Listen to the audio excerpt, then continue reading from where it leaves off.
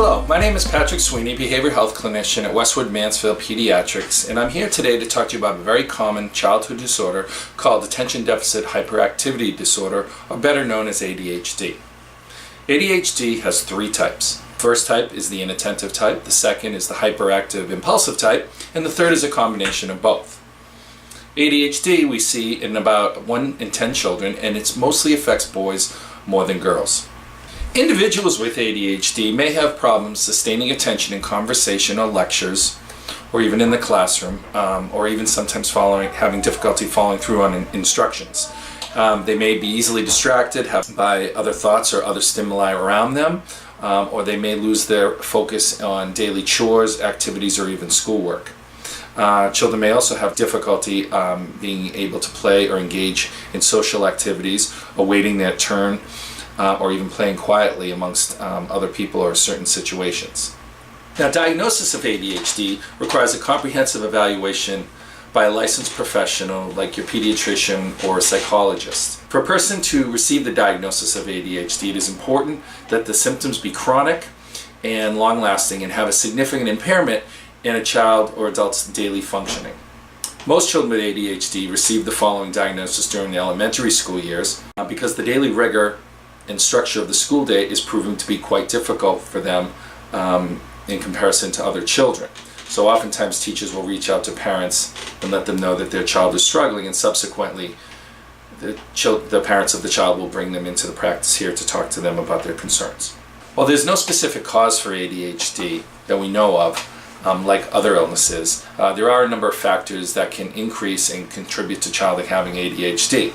Some of these are poor neonatal care, genetics, brain injury, low birth weight. All have been linked to individuals with ADHD.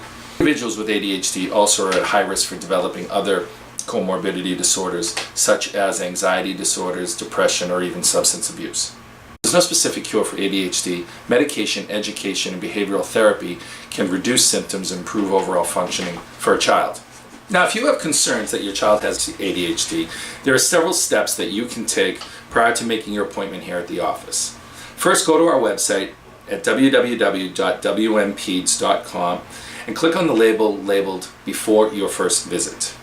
Secondly, click the link below for Behavioral Health, where you'll find age-specific information for your children suspected of having attention deficit. And be sure to download the appropriate forms and have your child's teacher and yourself or the parent fill it out with the history.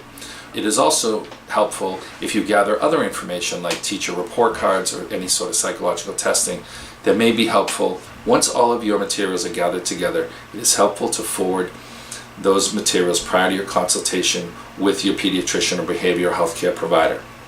As providers, we appreciate the affordable time to review your child's history regarding skills and teacher reports. Once the material is received, it is assumed that you are awaiting the results and some consultation with the provider here at the office. We will contact you to set up that appointment and review your child's information to address any concerns or questions you may have. It is important to understand that ADHD is a lifelong condition, but it can improve, and it does change over time with maturity and self-taught skills along the way. But careful diagnosis, consistent treatment will usually result in positive outcomes. This is Patrick Sweeney, Behavioral Health Clinician at Westwood-Mansfield Pediatrics. And please note that this information is strictly for our patients only. Patients from other practice should seek the consultation of their own healthcare providers. Thank you.